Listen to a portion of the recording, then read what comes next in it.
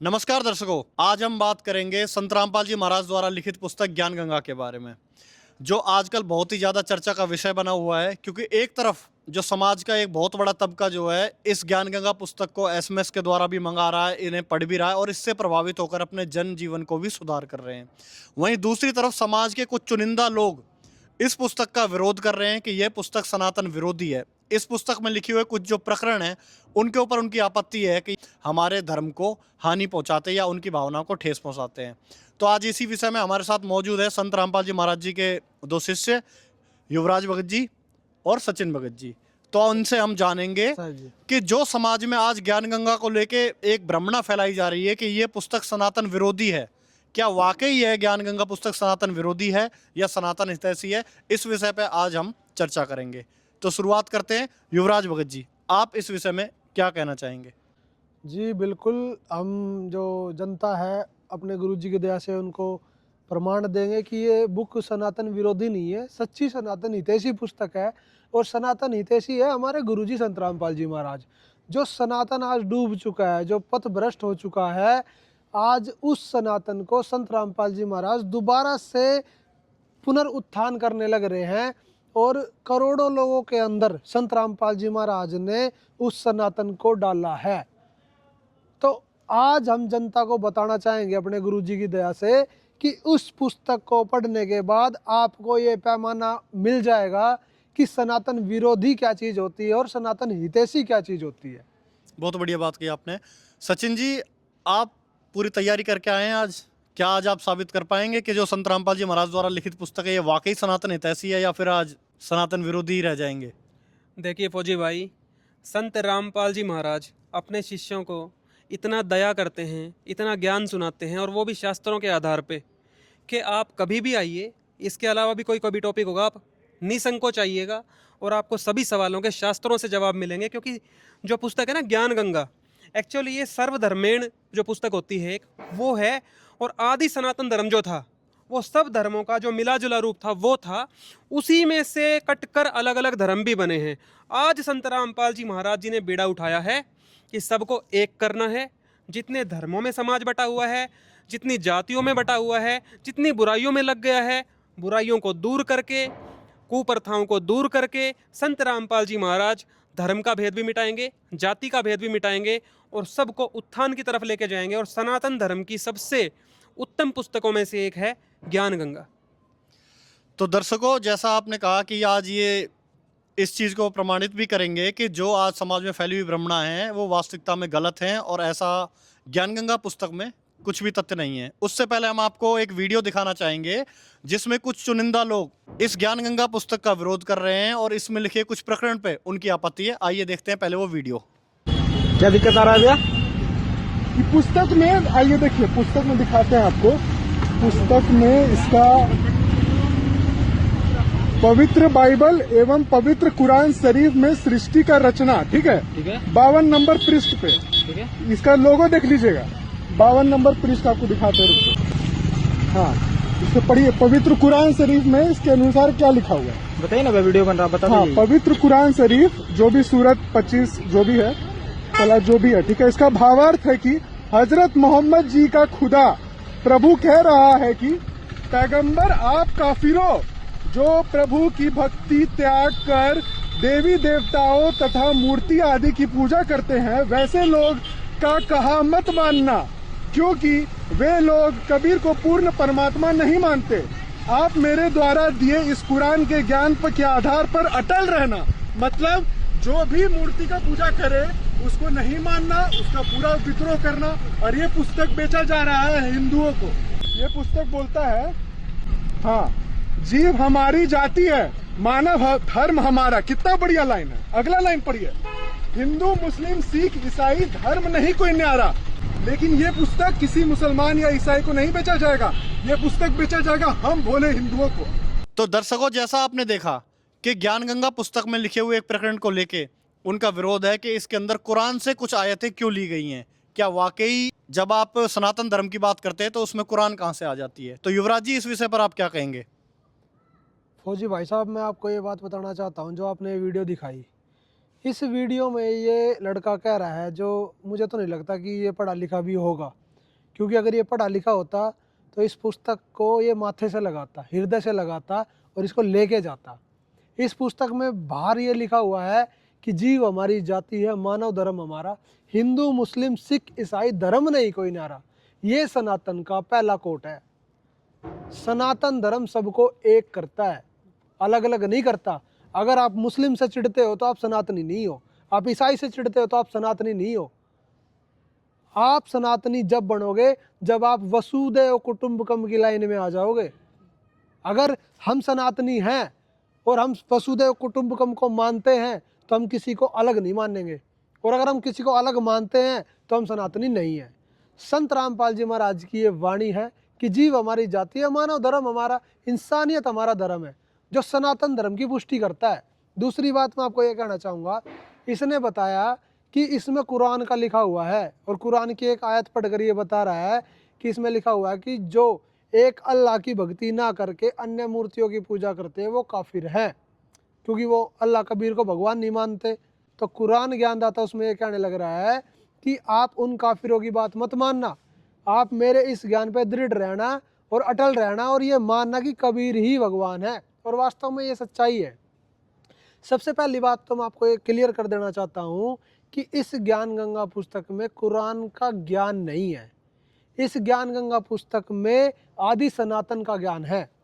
कुरान की कुछ आयतें लेके इसमें यह स्पष्ट किया हुआ है कि जो मुस्लिम समाज आदि सनातन धर्म से भटका हुआ है, कुरान के ज्ञान से भटका हुआ है, उनको ये बताया जा रहा है कि आज जो मुस्लिम समाज मज़ारों की पूजा कर रहा है, ताबूतों की पूजा कर रहा है, अन्य मस्जिदों में, अन्य कब्रों में भटका हुआ है, वो एक अल्लाह की भक्ति ना करके और अन्य मूर्तियों की पूजा करने में लगे हुए हैं, वो भी काफिर है। हमारे पुराणों में ये बताया हुआ है, भागवत पुराण में, देवी पुराण में, गरुड़ पुराण में, कि मूर्ति, पत्थर की मूर्ति, लकड़ी की मूर्ति, इनमें भगवान नहीं है। भगवान तो हमारे भाव में बसते हैं। गरुड़ पुराण में लिखा हुआ है कि हमारे शरीर में कमल बने हुए, कमल चक्र बने हुए, इनमें देवी देवताओं का निवास है। सच्चे गुरु से उनके मंत्र लेके उनकी भक्ति करो, उन देवी देवताओं की जो संत रामपाल जी महाराज देने लग रहे हैं। तो सिर्फ इस पुस्तक में कुरान ही नहीं है, इस पुस्तक में पवित्र वेद, पवित्र गीता, पवित्र गुरु ग्रंथ साहिब, कुरान और बाइबल सभी का ज्ञान दिया हुआ है। तो हमें ये समझना चाहिए, जैसे मान लो आपका बच्चा बिगड़ा हुआ है और आप वो दारू पीता है, तो हमें उसको दूध के फायदे भी बताने पड़ते हैं और दारू के नुकसान भी बताने पड़ते हैं। और जिन बच्चों ने कभी दारू नहीं पी, उन बच्चों के सामने दारू रख के और दूध रख के बताया जाता है ये तो दारू है और ये दूध है, तुम भी मत कभी पीना अगर ऐसी कोई चीज़ मिले तो संत रामपाल जी महाराज ने ज्ञान गंगा पुस्तक में वो चीज़ें भी रखी हैं जो हमें नहीं करनी चाहिए, और वो चीज़ें भी रखी है जो हमें करनी चाहिए। क्योंकि कुछ समाज तो इन चीज़ों को जानता है और कुछ समाज तो आज तक आध्यात्मिक मार्ग में आया ही नहीं है। तो संत रामपाल जी महाराज की ज्ञान गंगा पुस्तक पहली से लेके और PhD तक के बच्चे के लिए लाभदायक है, लेकिन पढ़ने की देरी है। तो हम ये कहना चाहेंगे कि जिस बातों पे, जिन प्रकरणों पे विवाद है, उन प्रकरणों को हम प्रमाण सहित गुरु जी की दया से संत रामपाल जी महाराज के ज्ञान अनुसार ये साबित करेंगे कि ये पुस्तक सनातन हितैषी है, सनातन विरोधी नहीं। सचिन जी, आप इस विषय पर क्या कहेंगे? युवराज जी तो कह रहे हैं कि ये PhD तक की नॉलेज देती है, क्या वाकई ये PhD तक की नॉलेज दे पाएगी? देखिए, ज्ञान गंगा जो पुस्तक है वो बिल्कुल प्रमाणित पुस्तक है, और अगर आप कहोगे कि भाई दूसरे धर्म को गाली देना ही सनातन धर्म है, तो हम संत रामपाल जी महाराज जी के शिष्य इस बात को स्वीकार नहीं करेंगे। हम मानते हैं सभी हमारे भाई हैं। अगर आप उनको कुरान के ज्ञान से समझा के और उस सत्य भक्ति पे लगा दोगे जो आदि सनातन धर्म से शुरू से चली आ रही है, तो इसमें बुराई क्या है। और जो आपने अभी वीडियो दिखाया उसमें 2 टॉपिक निकल के आए हैं जिनका ये लड़का अनजाने में ये गलत धर्मगुरुओं के फंस गया है। इसने आज तक अंधभक्ति करी है, इसको शास्त्रों का कोई ज्ञान नहीं मिला। जैसे युवराज भाई ने बताया कि ये अनपढ़ है, मैं थोड़ा सा और इलेबोरेट करके बताऊं तो ये अनपढ़ है धार्मिक मार्ग का। अक्षर ज्ञान तो इसको है, इसने पढ़ के तो बता दिया, पर ये रेफरेंस नहीं समझ पा रहा। क्यों? क्योंकि धार्मिक ज्ञान में अधिकतर समाज आज अनपढ़ ही है। आप चाहे किसी इंजीनियर डॉक्टर को भी ले लोगे ना, उसे भी धार्मिक ज्ञान नहीं है। संत रामपाल जी महाराज जी की जो सवाल की लिस्ट आती है ना, आध्यात्मिक सवाल की, उसमें पहला सवाल है कौन ब्रह्मा का पिता है, कौन विष्णु की माँ, शंकर का दादा कौन है, हमको दे बता। ये नहीं बता सकते, जब इनके नकली धर्मगुरु ही बताने में असमर्थ हैं, तो ये कहाँ से जानेंगे आध्यात्मिक ज्ञान को? ये तो शुरुआत बताइए आपको, जिसमें ये वहीं फेल हो जाते हैं। अब बात आती है कुरान के इस टॉपिक की, जो ये आयत ली गई है सूरत फुरकानी 25 आयत नंबर 52, फला तुतियल काफिरिन व बिही जिहादन कबीरन। इस पे 2 पॉइंटों पे इस लड़के ने सवाल उठाए हैं, और आज इस वीडियो में आपके माध्यम से हम समाज तक इन दोनों सवालों के बिल्कुल शास्त्रानुकूल जवाब देंगे। पहला सवाल है कि हमारी देवी देवताओं के बारे में बोला है कि देवी देवताओं को भक्ति करने वाले गलत भक्ति कर रहे हैं।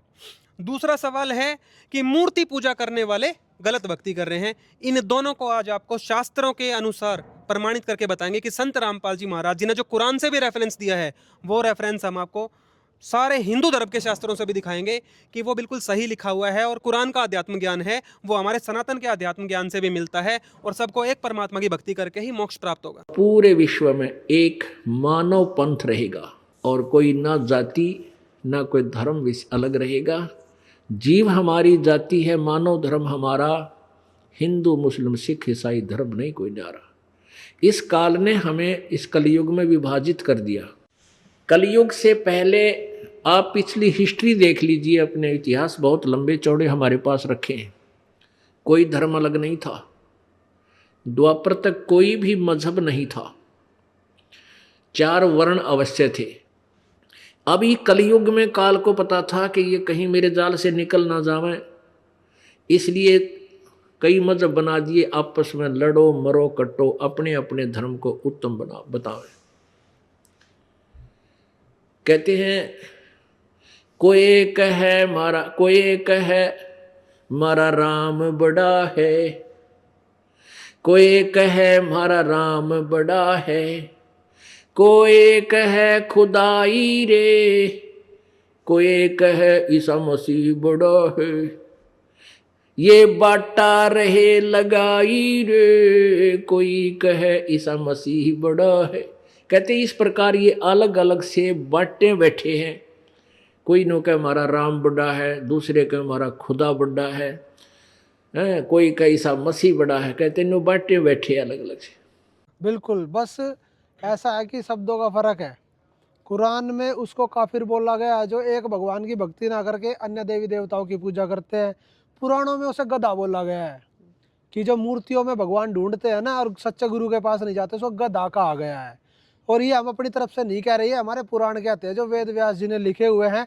अगर गाली बकनी है, विरोध करना है, तो वेद व्यास जी का करना, हमारा नहीं, क्योंकि हम तो बस पढ़ के बताएंगे। युवराज जी, जो आप बात कह रहे हो कि मूर्ति पूजा करने वाले गधे हैं, तो इस चीज का भी आप रखना कि दर्शकों को प्रमाणित भी करना। आपको अभी दिखा देंगे, क्योंकि इस बात को सुनते ही मुझे खुद हंसी आ रही है कि मूर्ति पूजा करने वाले गधे हैं, तो करोड़ों ऐसे जन समुदाय है जो अपने आप को सनातनी कहते हुए भी आज भी मूर्ति पूजा करता है, तो मतलब वो सारे गधे हो गए। देखो जी, सबसे बड़ी बात ये है कि हमारे शास्त्रों में लिखा हुआ है कि जो शास्त्रों की बात नहीं मानता ना, वो मूर्ख आदमी है।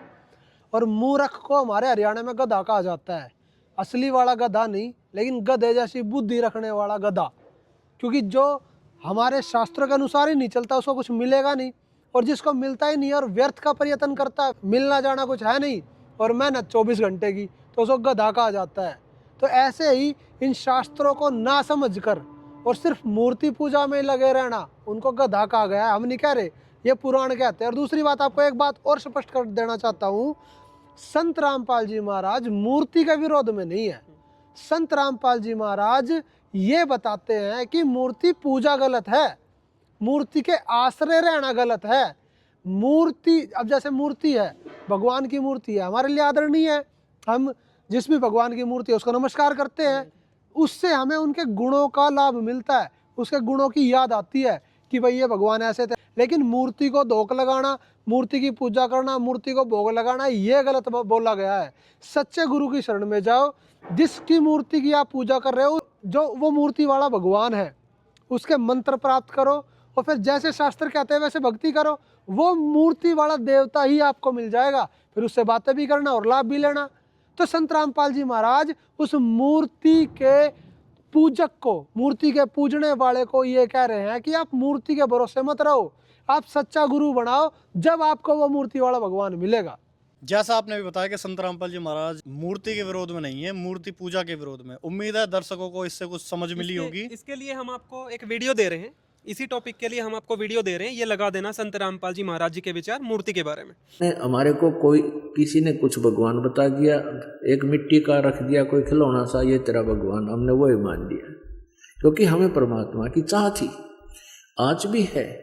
अब जैसे मूर्ति रख दी भगवान की, श्री कृष्ण जी की, विष्णु जी की, तो हमने स्वीकार कर लिया। विष्णु जी के गुणगान उन्होंने सुनाए, हमें मान लिया। कहाँ से सुनाए उन्होंने विष्णु जी और ब्रह्मा शिव जी के गुणगान, गुण कहाँ से सुनाए? विष्णु पुराण से विष्णु जी के, शिव पुराण से शिव जी के। तो किसी ने बताया कि भगवान की मूर्ति है, इसी की पूजा से तेरा मोक्ष हो जाएगा, हमने वो भी शुरू कर दिया। ये भूल थी, ये गलत था। मूर्ति बुरी नहीं, मूर्ति की पूजा गलत है। मूर्ति का होना अनिवार्य है। मूर्ति से हमें प्रेरणा मिलती है। जैसे हम किसी सूरवीर की मूर्ति देखते हैं, चित्र देखते हैं, और उनके गुणों से हम परिचित होते ही हैं, तो गुणों से परिचित होने से उसकी मूर्ति देखते ही हमारे अंदर भी वैसा ही भाव बन जाता है। जैसे हम सेब की मूर्ति देखते हैं, आम का चित्र देखते हैं, आम की मूर्ति देखते हैं, तो हमारे अंदर उसके गुणों का ज्ञान होते ही उसको पाने की भी इच्छा बढ़ जाती है। तो ऐसे ही जो मूर्ति भगवान की, विष्णु जी की, शिव जी की, कृष्ण जी की, राम जी की, हमारे को हम जिसकी पूजा करते थे वो पूजा नहीं करनी थी, उसकी पूजा से हमें कोई लाभ नहीं होना था मूर्ति की। हमने उस मूर्ति वाले भगवान को पाना है।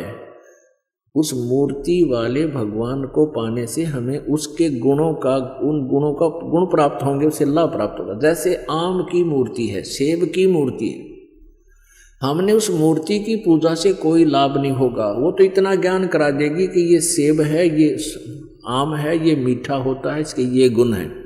अब मूर्ति वाले सेब को ढूंढना पड़ेगा, ओरिजिनल को, तब हमारा पेट भरेगा। तो कबीर परमात्मा जी मूर्ति के विरोधी नहीं थे, मूर्ति पूजा के विरोधी थे। इन ढीठ लोगों ने हमें इतना रूढ़िवादी बना दिया कि हम केवल मूर्ति की ही उसी का घंटी वंटी बजा के, उसके तिलक तिलक ला के श्रृंगार करने में लागे रहते। इतने उसके श्रृंगार में लाग गए, इतने ठीक है, खराब हो रही हो तो पोछा मार दे, कपड़ा साफ करके प्रणाम करो मूर्ति को, क्योंकि भगवान को उस मूर्ति को प्रणाम कर, परमात्मा को प्रणाम होता है। ये श्रद्धा हमारी बनती है, भाव बनता है।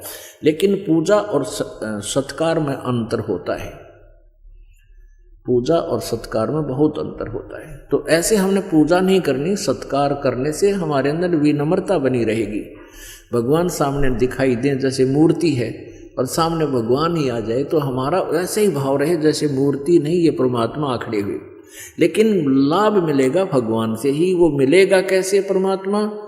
उसके पाने की वे ऑफ वर्शिप गीता जी में बहुत अच्छी वर्णित है।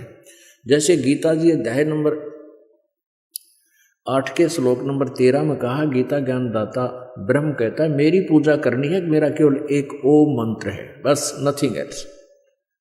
और 8वें अध्याय के 3 श्लोक में जिस परम अक्षर ब्रह्म के बारे में बताया है उसकी पूजा करनी है, तो 17वें अध्याय के 23वें श्लोक में कहा कि ओम तत्सत इति निर्देश ब्रह्मण त्रिविध समर्थ है। उस परमात्मा के यानी परम अक्षर ब्रह्म के पाने का ओम तो सीधा ही क्लियर है, स्पष्ट है, और तत् और सत ये दोनों सांकेतिक गुप्त हैं। ये दास बताएगा, वास्तविक ये कोड वर्ड है। तो ओम और तत् ये 2 अक्षर मिलकर के सतनाम बन जाता है। ये सतनाम कोई जाप करने का नहीं है। और ये ओम ब्रह्म का जाप है, ये तत् सांकेतिक जो दास बताता है, जिसको सतनाम प्राप्त है उनको पता है, ये परब्रह्म का जाप है, यानी अक्षर पुरुष का जाप है। और सत ये परम अक्षर ब्रह्म का जाप है, यानी ये गुप्त है, ये कोड वर्ड है, ये दास बताएगा। हमने उस परमात्मा को पाना है, मूर्ति से कोई लाभ नहीं होगा। हमने उस परमात्मा को पाना है जिसकी हम खोज कर रहे हैं, जिससे हमें पूर्ण लाभ होगा।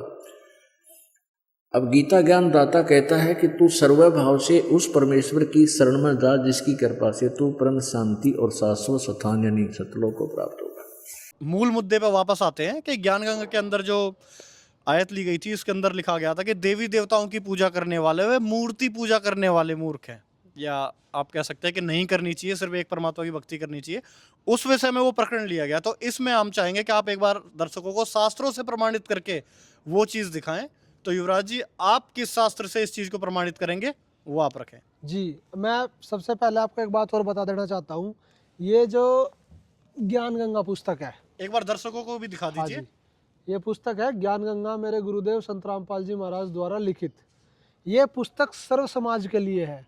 मुस्लिम, ईसाई, सिख और हिंदू और यहूदी और जैनी और बुद्धिस्ट, जितने भी संसार में धर्म बने हुए हैं, सभी के लिए ये पुस्तक है। तो इस पुस्तक में जो कुरान की आयत दी हुई है वो स्पेशली मुस्लिमों के लिए भी है। मुस्लिमों को समझाया गया है उनकी ही कुरान से कि कुरान में ये ज्ञान दिया हुआ है कि एक भगवान की पूजा करनी चाहिए, अन्य देवी देवताओं की या अन्य मूर्तियों की नहीं। देखो, देवी देवता क्या सिर्फ हिंदू धर्म में देवी देवता थोड़ी ना है, मुस्लिम धर्म में भी देवी देवता है। फरिश्ते कह देते आप हैं। उनको फरिश्ते कह लो या देवी देवता कह लो, बात एक ही है कि भगवान को छोड़ के अन्य की पूजा करना वो काफिर का काम है। तो मुस्लिमों को ये संत रामपाल जी महाराज समझाना चाहते हैं कि आप अपने कुरान के ज्ञान को ठीक से समझ लो।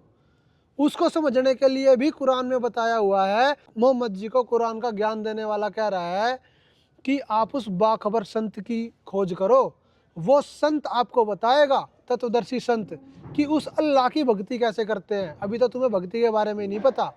तो ये तो स्पेशली मुस्लिमों को बताया गया है।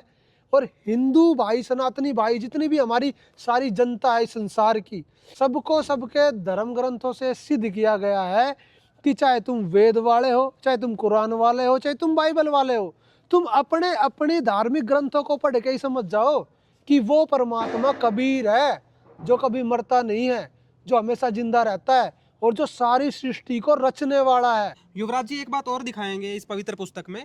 एक बार कैमरामैन से भी गुजारिश है कि एक बार हमारी हेल्प करें।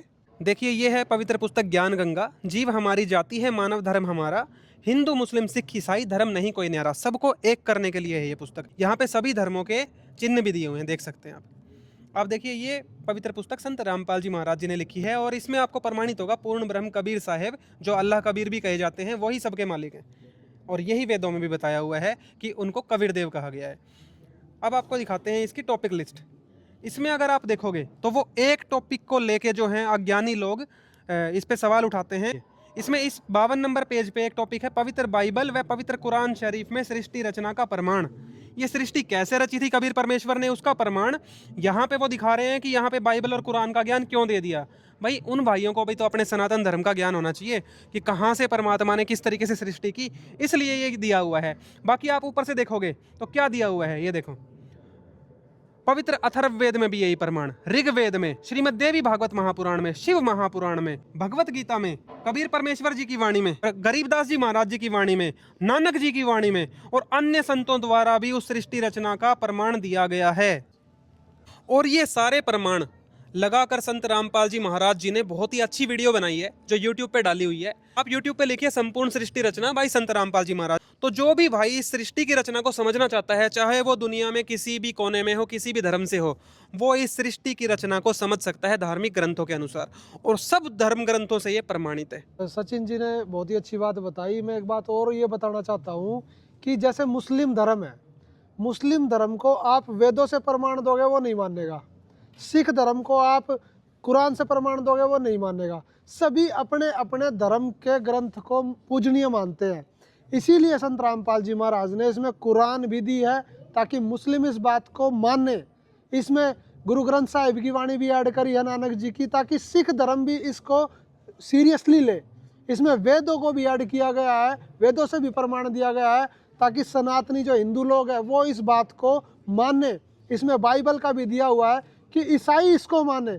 सभी धर्म ग्रंथों से इसमें प्रमाण इसलिए लिया गया है ताकि सभी धर्मों के लोग संत रामपाल जी महाराज के इस ज्ञान को एक्सेप्ट करें कि संत रामपाल जी महाराज ही वो पूर्ण गुरु हैं जो सभी धर्म ग्रंथों से निचोड़ निकाल कर ये बता रहे हैं कि हमारे धर्म ग्रंथों में एक ही ज्ञान है और एक ही भगवान है, उसका नाम कबीर है।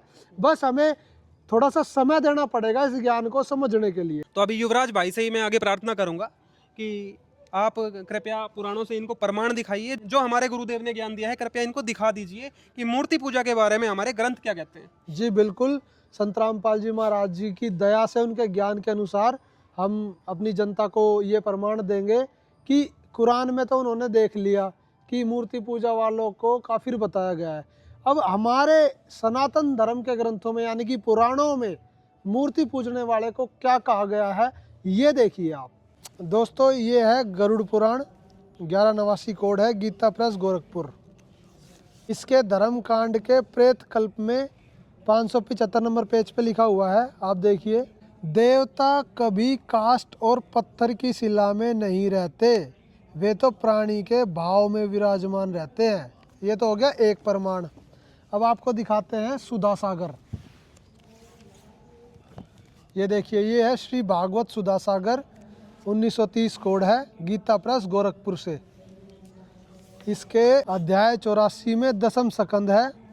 अब इसमें हम आपको पढ़ के बताएंगे। भगवान श्री कृष्ण ने कहा, केवल जल में तीर्थ ही तीर्थ नहीं कहलाते और केवल मिट्टी या पत्थर की प्रतिमाएं ही देवता नहीं होती, मतलब मूर्तियां ही देवता नहीं होती। संत पुरुष ही वास्तव में तीर्थ और देवता होते हैं, यानी कि तत्वदर्शी संत ही तीर्थ होते हैं और वो ही देवता होते हैं। संत पुरुष तो दर्शन मात्र से ही कृतार्थ कर देते हैं। अग्नि, सूर्य, चंद्रमा, तारे, पृथ्वी, जल, आकाश, वायु, वाणी और मन के अधिष्ठात्र देवता उपासना करने पर भी पाप का पूरा पूरा नाश नहीं कर सकते। इसमें बताया गया है कि देवी देवताओं की पूजा भी व्यर्थ है, क्योंकि आपके पाप को काटने में, प्रारब्ध को काटने में वे असमर्थ हैं, क्योंकि उनकी उपासना से भेद बुद्धि का नाश नहीं होता, आपको तत्व ज्ञान नहीं मिलेगा, आप उलझे रहोगे, वह और भी बढ़ती है। परंतु यदि घड़ी दो घड़ी भी ज्ञानी महापुरुषों की सेवा की जाए, यानी कि तत्वदर्शी संत की सेवा की जाए, तो वे सारे पाप ताप मिटा देते हैं, क्योंकि वे भेद बुद्धि के विनाशक है, क्योंकि वे जो आपके अंदर अज्ञान भरा हुआ है उसको काट के और सत्य ज्ञान भर देते हैं। मिट्टी, पत्थर, काष्ठ आदि पार्थिव विकारों को ही इष्ट देव मानता है तथा जो केवल जल को ही तीर्थ समझता है, ज्ञानी महापुरुषों को नहीं, वह मनुष्य होने पर भी पशुओं में भी नीच गधा है। यानी कि नीच बोला गया है, पशुओं में भी नीच, मतलब पशु तो नीच है ही, उसमें भी नीच गधा, यानी कि इतनी घटिया कैटेगरी बताई गई है। कृष्ण भगवान ने बताया है कि जो मूर्ति को भगवान मानते हैं, जल में तीर्थ को भगवान मानते हैं और इनमें उलझे रहते हैं, वे गधे हैं। तो फौजी भाई साहब, हमने देखा कि संत रामपाल जी महाराज ने ज्ञान गंगा में क्या लिखा हुआ है, कि कुरान में ये लिखा हुआ है कि जो अन्य देवी देवताओं की मूर्तियों की पूजा करते हैं वो काफिर है। ठीक है, ये बात स्पेसिफिक मुस्लिमों के लिए कही गई है कि जो मुस्लिम अल्लाह को छोड़ के अन्य फरिश्तों की पूजा करते हैं, कब्रों की या मज़ारों की पूजा करते हैं, वो काफिर है। और ऐसे ही भाषा बदल, शब्दों का फर्क है, हमारे सुधा सागर में और गरुड़ पुराण में भी कहा गया है हमारे सनातनियों के लिए। वैसे तो हम ये बात कहते हैं और सोचते हैं सनातनी और मुस्लिम, उस भगवान के लिए तो सभी एक है, तो ये बातें सभी के लिए कही गई है। जैसे गरुड़ पुराण में कहा गया कि काष्ठ और पत्थर की मूर्ति में देवता नहीं होते, स्पष्ट है। तो क्या ये गरुड़ पुराण सनातन विरोधी है? नहीं है ना, सभी इसका आदर करते हैं ना। अब सुधा सागर में भी जिसकी ये 7 दिन तक कथा करते हैं और इसी के नाम पे अपना धंधा चला रहे हैं और इसी के नाम पे खा रहे हैं, और इसी में ही श्री कृष्ण जी ने ये बात बोली हुई है कि जो मूर्तियों की और देवताओं की पूजा करते हैं वो तो गधे हैं, क्योंकि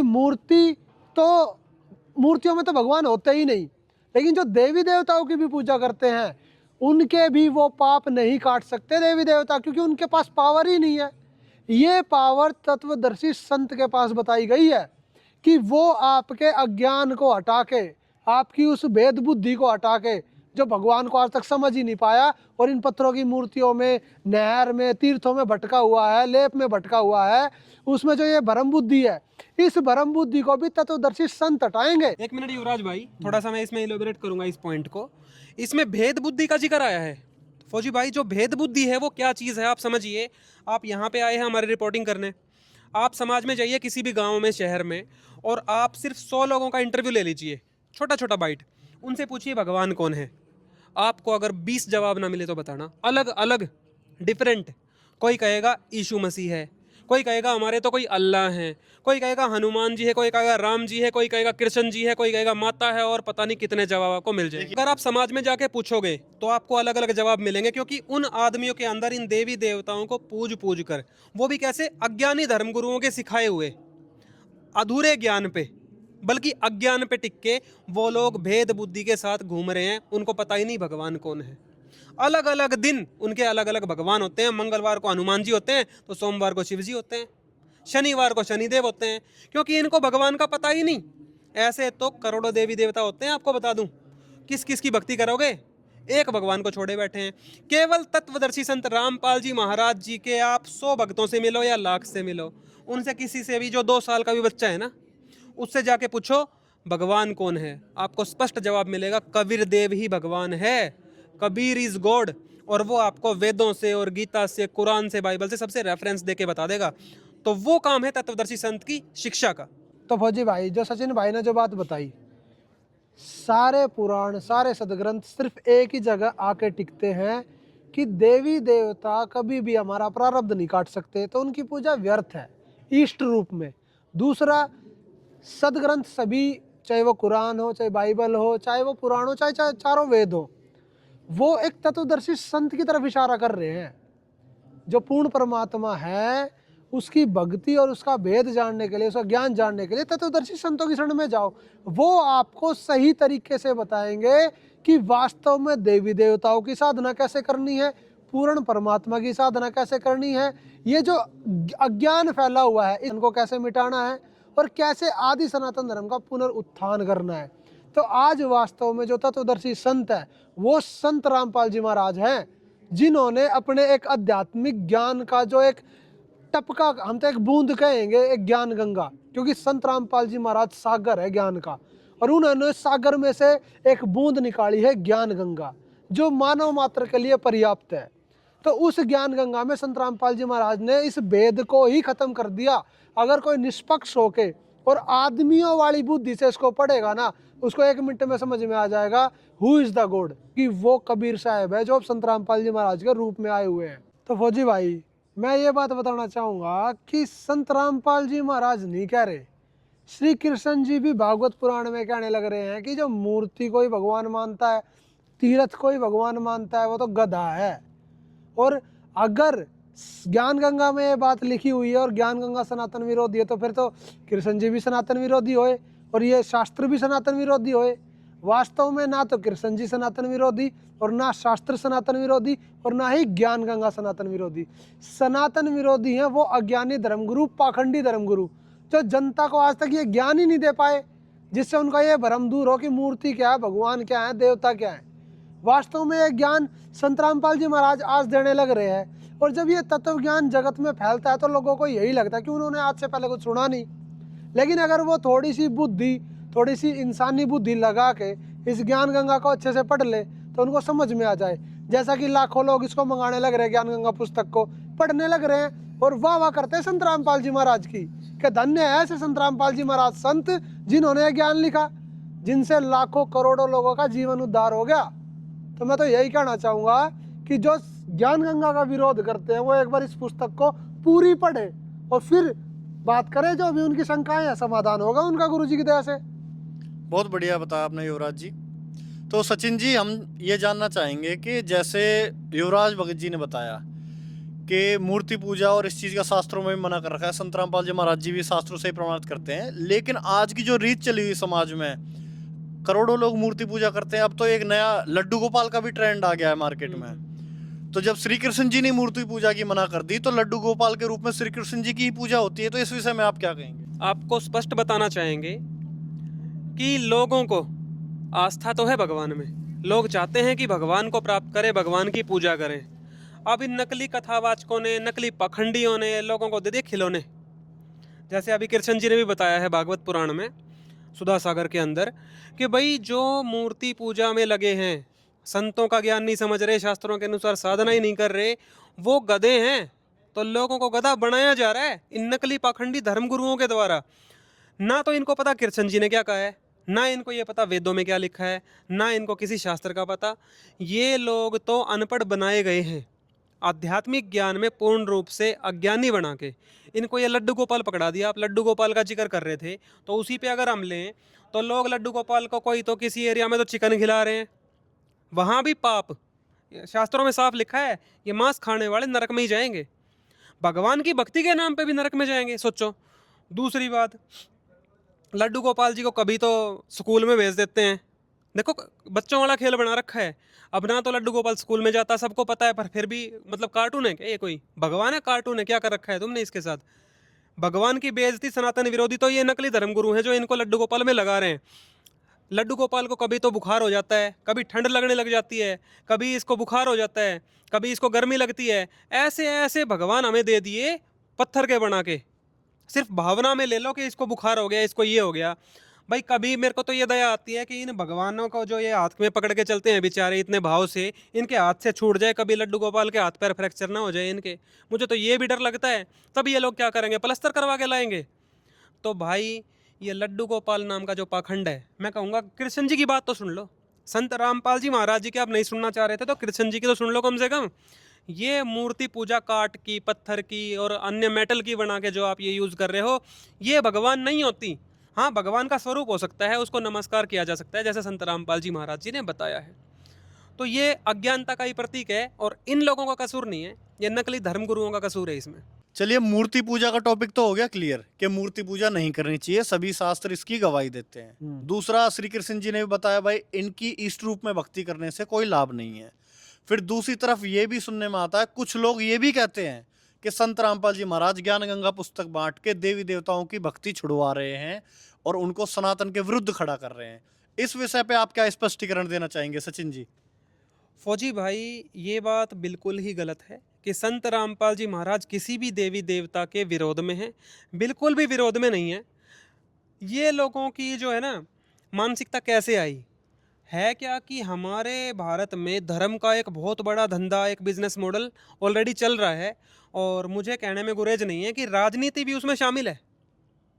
अलग अलग पार्टियों की राजनीति भी उसमें चली जाती है। मैं किसी पार्टी विशेष का नाम नहीं लूँगा।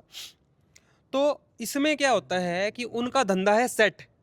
भाई फलाना मंदिर मेरे यहाँ पे है तो यहाँ पे आओ। वैष्णो देवी का मंदिर किसी ने बना रखा है, किसी ने भाई शिव जी के नाम का कोई मंदिर बना रखा है, तो उन मंदिरों में बुला बुला के इन्होंने लोगों को बना दिया अपना पिट्ठू कि आप यहाँ आओ, यहाँ भगवान मिलेगा। संत रामपाल जी महाराज वो स्पष्ट बताते हैं कि देवी देवता शक्तिशाली हैं, वो मुक्त हैं। ऐसा नहीं है कोई उनको रख लेगा, पशु की तरह नहीं है कि कोई बांध के मंदिर में रख लेगा।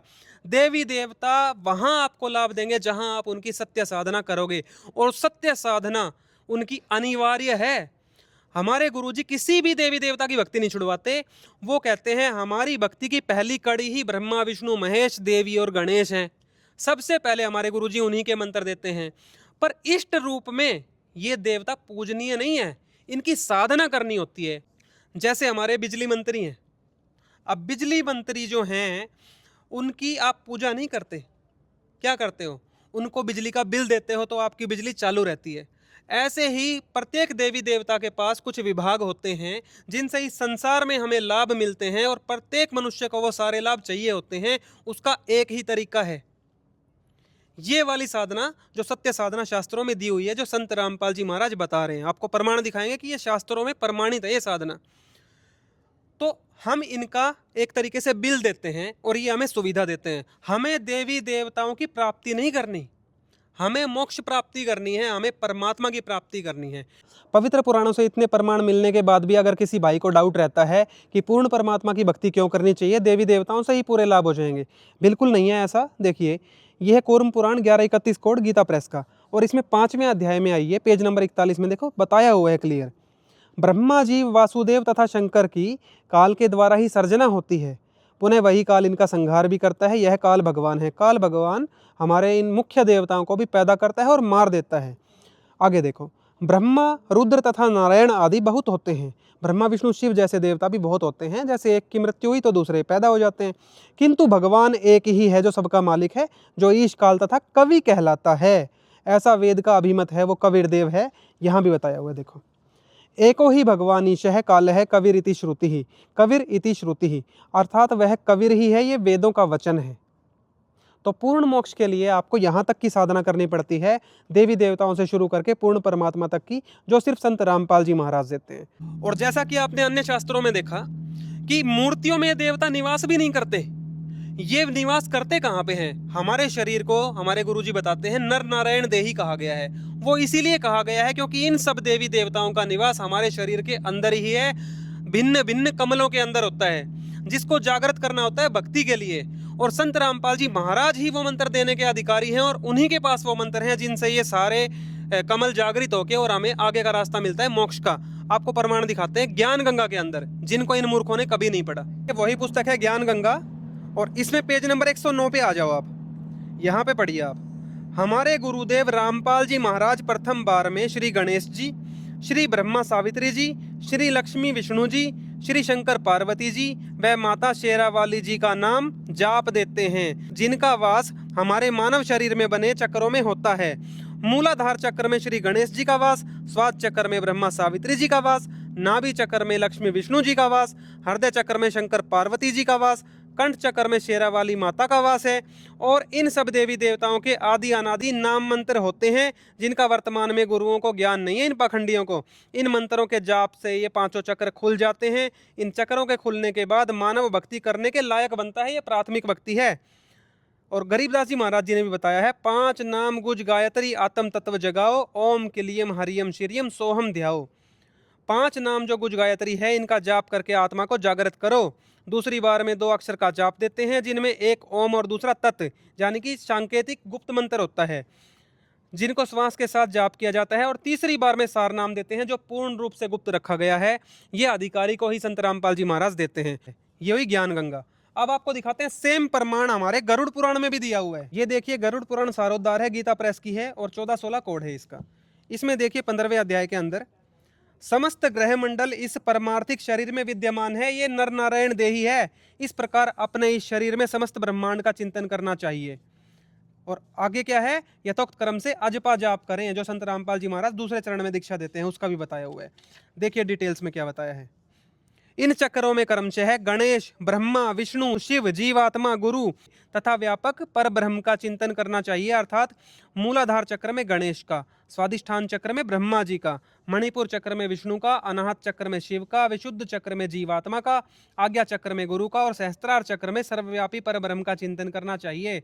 विद्वानों ने एक दिन रात में 21,600 श्वासों की सूक्ष्म गति कही है। और देखिए आगे, शुक आदि मुनि भी अपने शिष्यों को इनका उपदेश करते हैं। ये कोई नई भक्ति नहीं है, शुकदेव भी यही शिक्षा देते थे।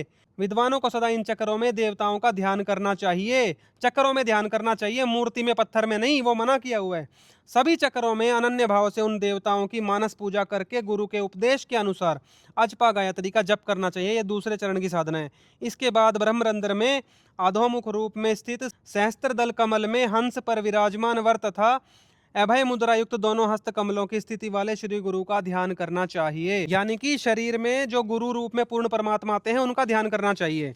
आगे देखिए, इस प्रकार गुरु के उपदेश से मन को निश्चल बनाए। सारे विकार छोड़ने पड़ते हैं जो संत रामपाल जी महाराज जी के शरण में आते हैं। अपने प्रयत्न से ऐसा नहीं करें, क्योंकि गुरु के उपदेश के बिना साधक का पतन हो सकता है। ये तो हुआ गरुड़ पुराण का प्रमाण। आपको और दिखाते हैं डिटेल में। देवी पुराण में भी साफ बताया हुआ है इसके बारे में। ये देखिए, ये है देवी भागवत महापुराण, 1898 कोड है, द्वितीय खंड है, ये गीता प्रेस का है। इसमें देखिए आप, सप्तम स्कंद के अंदर आप आगे पेज नंबर 189 पे देखिए। इस शरीर में 3.5 करोड़ नाड़ियां बताई गई हैं। उनमें 10 नाड़ियां मुख्य कही गई हैं। उनमें भी 3 नाड़ियों को प्रधान कहा गया है, चंद्र, सूर्य तथा अग्नि स्वरूपिणी। ये नाड़ियां मेरुदंड में व्यवस्थित रहती हैं। चंद्र रूपिणी श्वेत ईड़ा नाड़ी उसके बाईं ओर स्थित है, जो ठंडी सांस होती है। शक्ति रूपा वह ईड़ा नाड़ी साक्षात अमृत स्वरूपिणी है। दाईं ओर जो पिंगला नामक नाड़ी है, वह पुरुष रूपिणी तथा सूर्य मूर्ति है, अर्थात गर्म होती है ये सांस। उनके बीच में जो सर्व तेजोमयी तथा अग्नि रूपिणी नाड़ी स्थित है, वह सुषुम्ना है। संत रामपाल जी महाराज जी ने बताया हुआ है।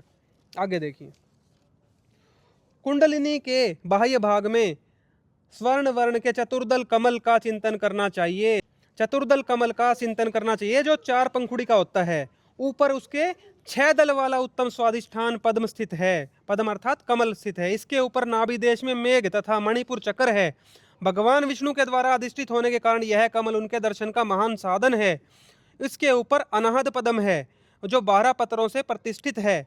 उसके ऊपर 16 दलों से युक्त विशुद्ध नामक कमल है। इसे विशुद्ध पद्म यानी विशुद्ध चक्र कहा गया है। इस महान अद्भुत कमल को आकाश चक्र भी कहा गया है।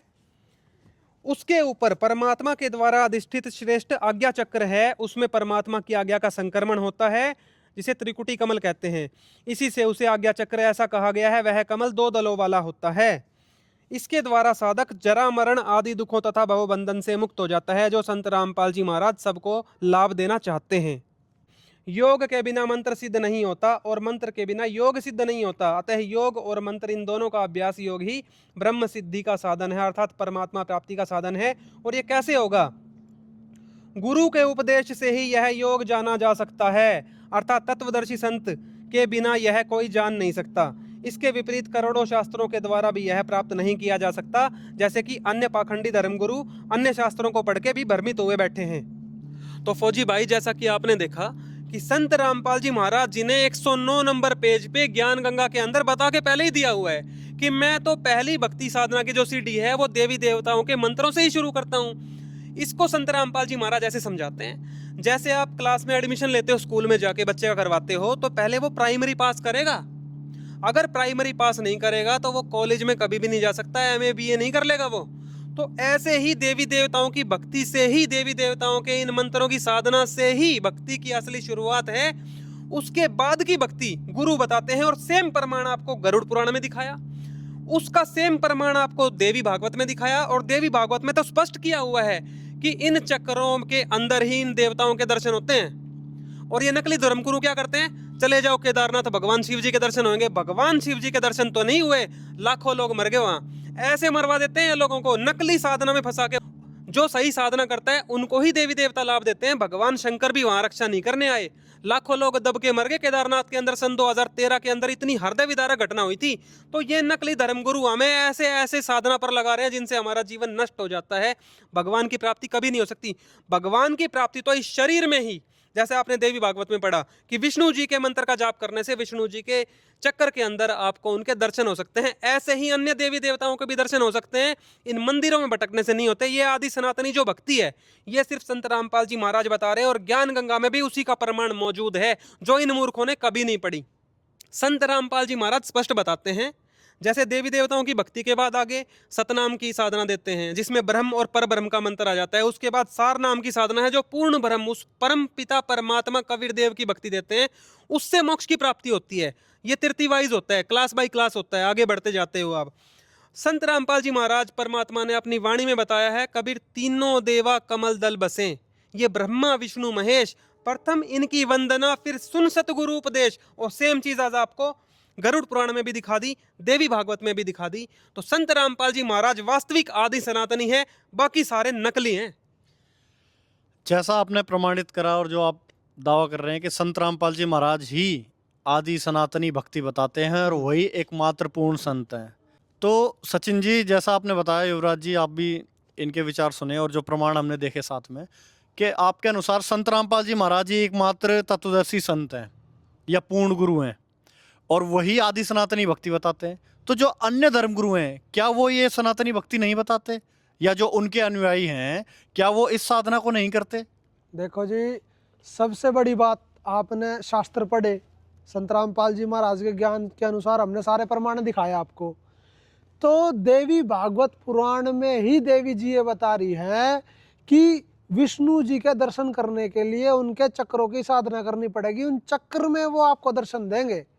अब ये नकली धर्म गुरु अगर ये बात जानते तो क्या जनता को मरवाने के लिए केदारनाथ भेजते, क्या प्रयागराज भेजते? आपने देखा होगा पिछले साल कितनी जनता मरी प्रयागराज में। इसीलिए कृष्ण जी कह रहे हैं कि जो तीर्थ को ही भगवान मानते हैं, देवताओं को, मूर्तियों को ही भगवान मानते हैं, वो तो गधे हैं। क्यों गधे क्या करते हैं? अपने जीवन का नाश करते हैं। और यहाँ प्रयागराज में जाके दुनिया ने अपने जीवन का नाश किया। वहाँ केदारनाथ में जाके ऐसी बाढ़ आई, दुनिया की दुनिया मर गई। तो संत रामपाल जी महाराज जो ज्ञान बता रहे हैं वास्तविक वो शास्त्रों का ज्ञान है। ये नकली धर्म गुरु तो अपना धंधा चला रहे हैं, अपना पेट भरने के लिए। इनको जनता के मोक्ष से कोई लेना देना नहीं है, इनका पेट भरना चाहिए, जनता चाहे कहीं भी मरो। वास्तविक साधना जो संत रामपाल जी महाराज बता रहे हैं, संत रामपाल जी महाराज ये कहते हैं कि आपको कहीं जाने की जरूरत नहीं है। ये देवी देवता आप सभी के शरीर में बसते हैं, चाहे वो हिंदू हो, चाहे वो मुस्लिम हो, चाहे वो सिख हो, चाहे ईसाई हो, चाहे किसी भी धर्म का हो। संत रामपाल जी महाराज बताते हैं चाहे हिंदू हो, चाहे मुस्लिम हो, चाहे सिख हो, चाहे ईसाई हो, सभी के शरीर की रचना भगवान ने एक जैसी की हुई है और सभी के शरीर में ही इन कमलों का, चक्रों का निवास है। उसमें ये देवी देवता बसते हैं। उनकी साधना और उनके दर्शन करने के लिए हमें सच्चे मंत्रों की आवश्यकता होती है। जैसे आपने गरुड़ पुराण में देखा, वो सच्चे मंत्र देगा तत्वदर्शी संत।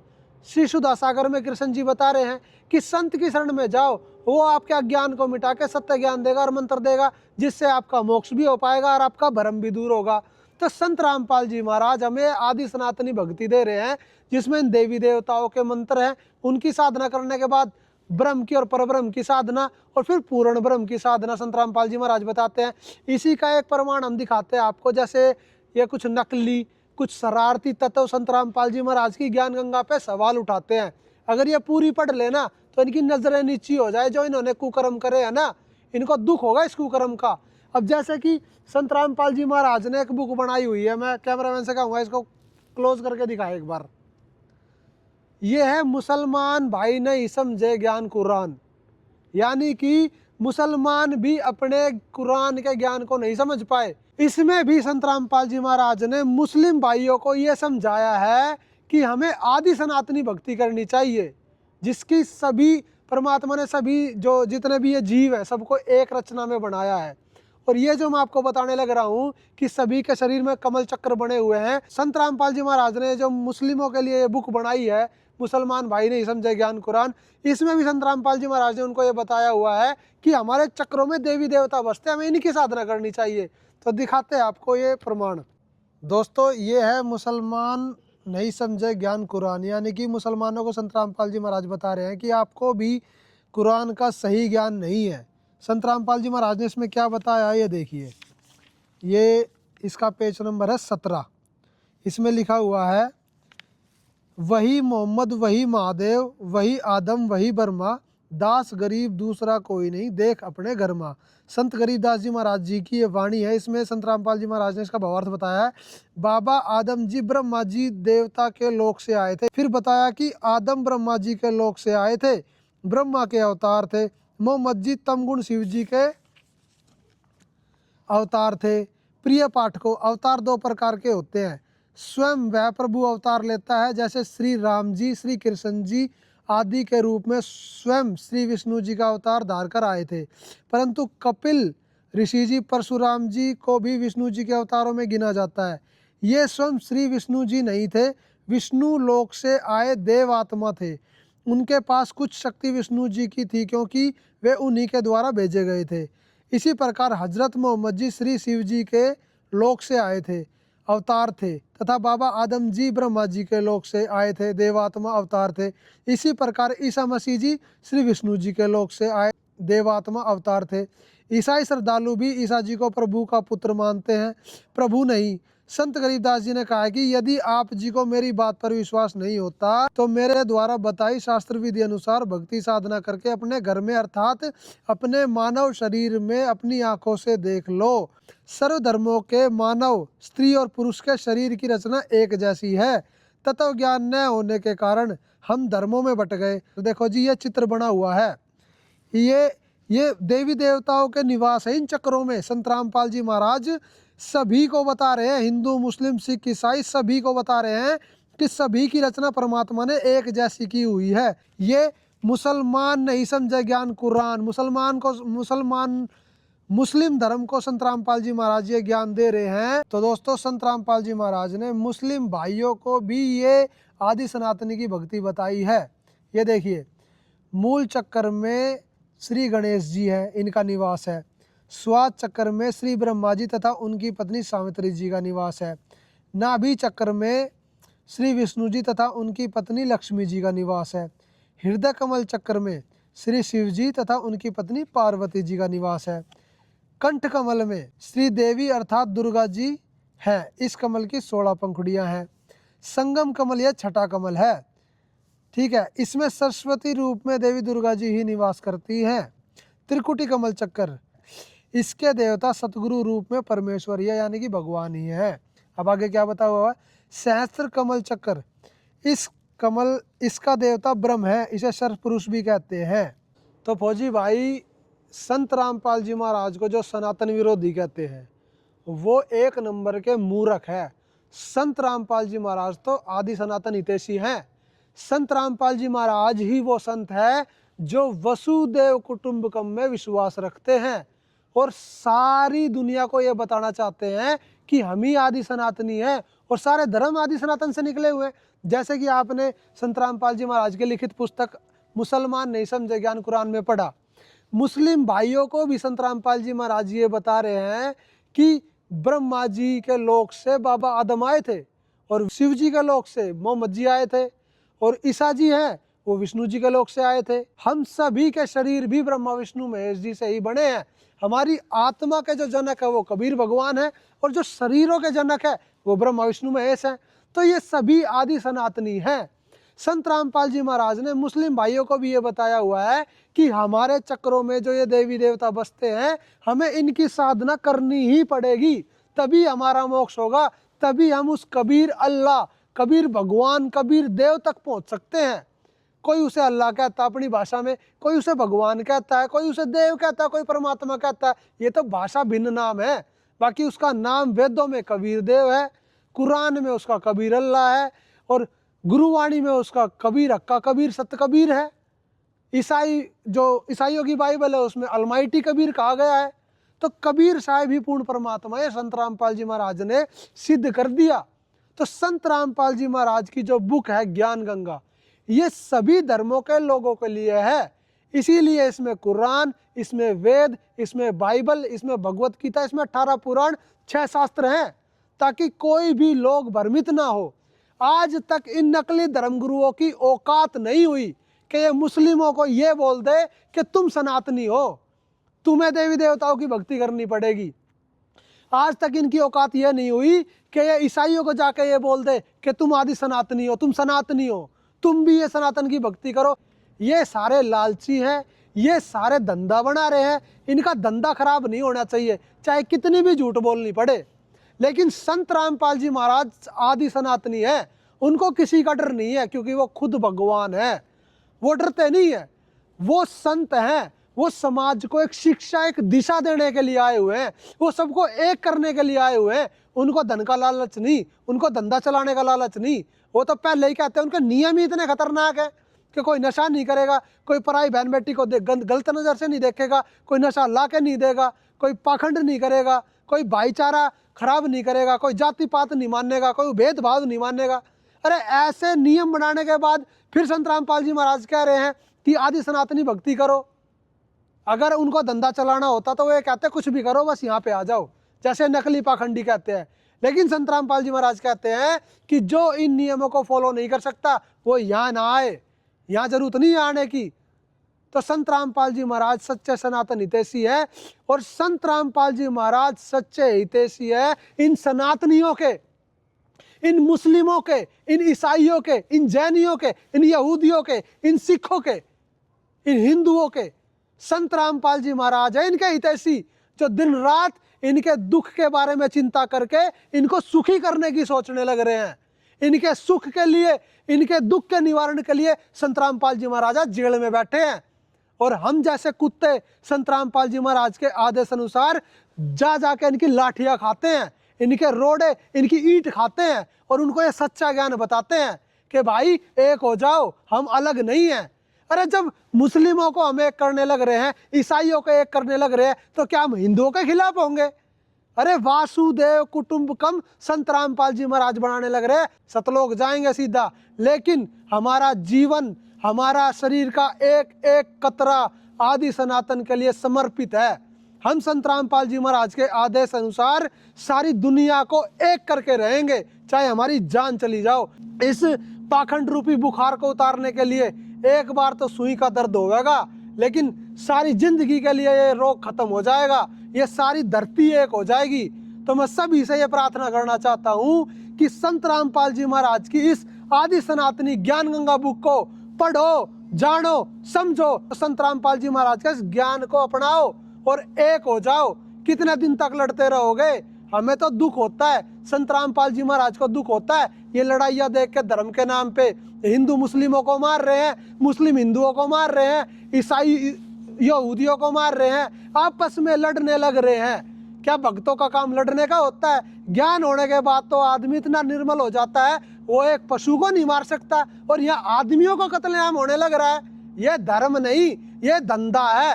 धर्म तो संत रामपाल जी महाराज बताने लग रहे हैं, जनता को समझाने लग रहे हैं। अरे समझ जाओ, संत रामपाल जी महाराज जेल में बैठ के सारी दुनिया को सुखी करने की जो सोच रखते हैं, जो विचार रखते हैं, हम उस विचार के अनुसार अपना जीवन समर्पित कर चुके हैं। तो मेरा आपसे यही निवेदन है कि आप अपने दर्शकों को और सारी दुनिया को ये बता दो कि ये जो बुक है ज्ञान गंगा, ये वास्तव में ज्ञान की गंगा है।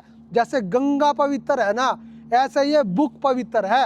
इसमें एक शब्द गलत नहीं है। अगर इसमें एक शब्द गलत हो ना, मैं फांसी चढ़ने को तैयार हूँ अपने गुरुजी के चरणों में बैठ के। लेकिन कोई माई का लाल नहीं है जो शास्त्रों का ज्ञाता है, जिसने वेद पढ़े हैं, जिसने भगवत गीता पढ़ी है, वो इस बुक को गलत नहीं बता सकता। और जो अनपढ़ है, आध्यात्मिक ज्ञान का अनपढ़ है ना, वो इस बुक का विरोध करेगा। तो मेरी तो यही प्रार्थना है, विरोध करो, बुक पढ़ लो पहले और शास्त्रों से मिलाओ। शास्त्रों में ना मिले तो जो तुम्हारा दिल करे वो करो। तो युवराज भगत जी और सचिन भगत जी, जैसा कि दर्शकों आपने देखा कि जो संत रामपाल जी महाराज जी के भगत हैं, इन्होंने शास्त्रों से प्रमाणित करके बताया कि वास्तविकता में जो ज्ञान गंगा पुस्तक के अंदर कोई भी प्रकरण लिया गया है वो शास्त्रों से ही लिया गया है, शास्त्रों के विरुद्ध नहीं है। दूसरा, संत रामपाल जी महाराज जी ने आज तक कोई भी बात करी है या जो भी उन्होंने भक्ति साधना बताई है वो शास्त्रों से प्रमाणित बताई है, और वो वास्तविकता में आदि सनातन भक्ति बताते हैं जो आज के भगत समाज को करनी चाहिए, जो आज का समाज नहीं कर रहा है। तो हम दर्शकों से अनुरोध करेंगे कि जहाँ कहीं भी इस ज्ञान गंगा पुस्तक का प्रचार हो तो आप इसका विरोध ना करें, इस पुस्तक को लें या फिर आप निःशुल्क मंगाएं, इस पुस्तक को पूरा पढ़ें।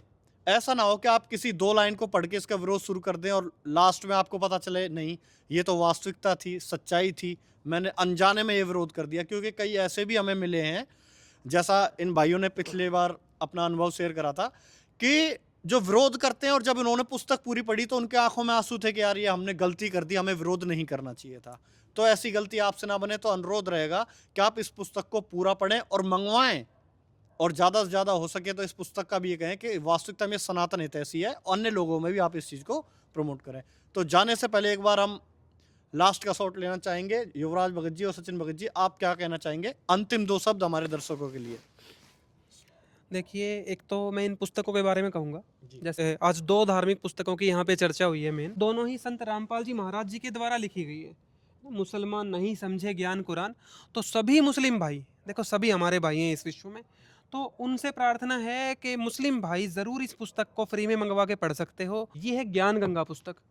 इसके लिए भी जो भाई इसको पढ़ना चाहता है बिल्कुल फ्री में आपको उपलब्ध करवा दी जाएगी। संत रामपाल जी महाराज जी ने बहुत दया की हुई है, आप इसको ऑर्डर करें, फ्री में मंगवा के पढ़ें और अपने जीवन का कल्याण करवाएं। हिंदू, मुस्लिम, सिख, ईसाई, जिस भी धर्म के लोग हैं, यूट्यूब पे सर्च करें संत रामपाल जी महाराज, और उस चैनल पे जाके डेली 7:30 बजे सत्संग आता है, बाकी कभी भी देख सकते हैं।